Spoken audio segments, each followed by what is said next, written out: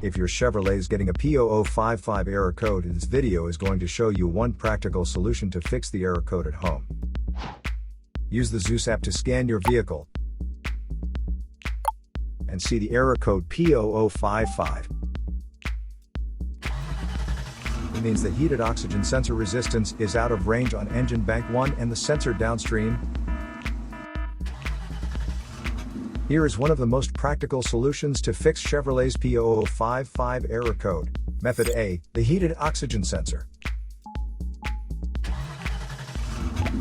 This heated oxygen sensor is located right after the catalytic converter. Bank 1 is on the side with cylinder number 1. Sensor number 3 is downstream of the last catalyst in the exhaust system. Visually check the heated oxygen sensor's electrical connections,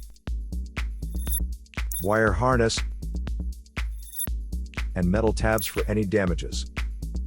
If damages are found, then replace the heated oxygen sensor.